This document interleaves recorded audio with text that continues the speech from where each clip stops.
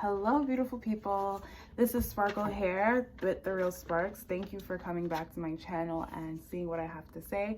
I'm really excited to be making this video for you guys, and what we're going to be talking about are 4 steps that you can take when selling your home to increase the value of the transaction. If this video interests you, definitely stay tuned, definitely subscribe. Okay, so one of the first steps that you can take is to fix small repairs. And what I mean by small repairs are like deferred maintenance and things that are broken in the home that don't necessarily decrease the function if they weren't repaired in that time frame. The reason that deferred maintenance and fixing small repairs is so important is because it translates that the home is more move-in ready. So for example, if there's something that needs to be fixed, let's say, I don't know how much it takes to fix the outlet, let's say about $50 or something, a $50 job to you and in reality turns into maybe a $100 job in the eyes of the buyer. So, you know, a buyer is going to overestimate what they have to spend before they underestimate. So when you fix small repairs, you leave no room for the buyer to be able to overestimate what a repair would cost to the home.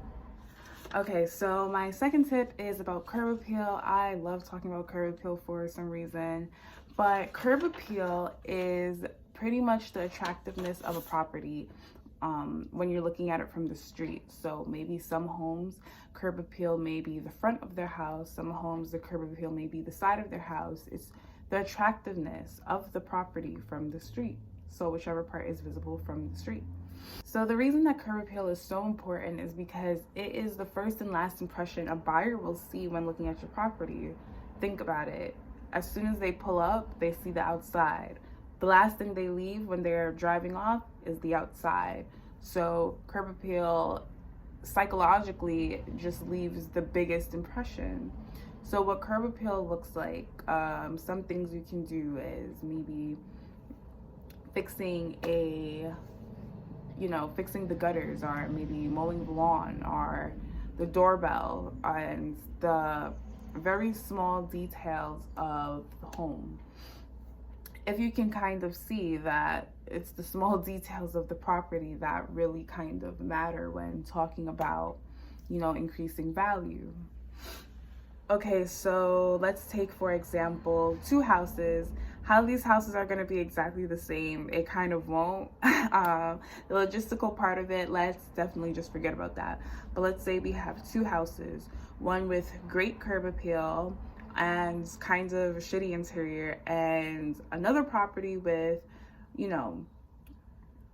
great interior and a crappy curb appeal, right? When we have these 2 homes, I promise you it's the home with the curb appeal that would be more enticing. Not necessarily the one that's going to sell faster, but it's going to be more enticing because it's just the curb appeal, it's what first and the last thing that people see. So definitely, if you want to increase your value, you can fix things and focus your energy and your time on certain aspects of the curb appeal. So the third tip, in my opinion, is probably the easiest thing you can do, and also maybe one of the most important.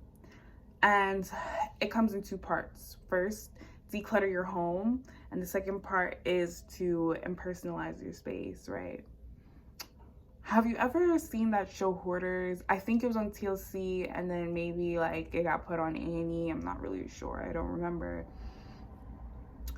The whole purpose of that show, what makes it that shock factor is the fact that there's crap everywhere, right?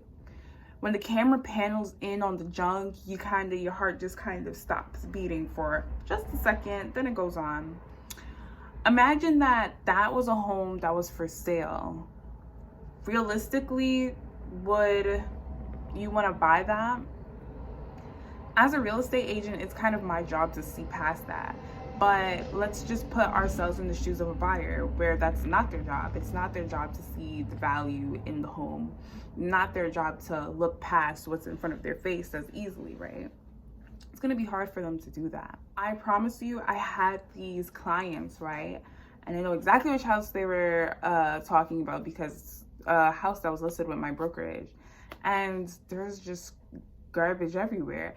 And actually, scratch that, it wasn't garbage. It was it was stuff. It was stuff. It wasn't garbage, like, you know, but it was just too much. And so it's just like, okay, we're trying to sell this home. We're trying to sell the four walls and the windows, but we see 4 walls, windows, and a whole bunch of garden gnomes and crap like that all over the place. It's very distracting. The same goes with impersonalizing your home. Taking down pictures, removing jewelry, things like that are good for, you know, getting your house ready for sale and increasing the value, because it works as kind of like a double thumbs up for you, because now when people are walking through your home, they're not going to be all up in your business. They don't know what your grandkids look like. They're not really eyeing that 30K engagement ring your man bought you. You know what I'm saying? So it's just better for everybody if you impersonalize your home, you know. I think step number 3, this whole step is about helping your buyers see the vision, okay? And so those 2 things will definitely help them see the vision of them living there. Okay, and so the very last step when increasing value is to compile a binder. And so this step is actually increasing value through time. You know, all the other steps were a little bit different, but this one is increasing value through time. I promise you what this will create is a very organized system where you can have anything that would be related to you selling your home in one area, so that when buyers come and when buyers ask about a certain question, you don't have to look for the documents. You don't have to, you know, you don't have to do much. Certain documents that I think would be relevant, right? The deed, sales contract, we need, you know, any receipts of recent repairs. You just got your roof done, then where's the receipt? Something that is just gonna make the transaction a lot smoother. Okay, so those are 4 steps that you can take to increase value in the real estate transaction of selling your home. And these are great in increasing value monetary and both in time.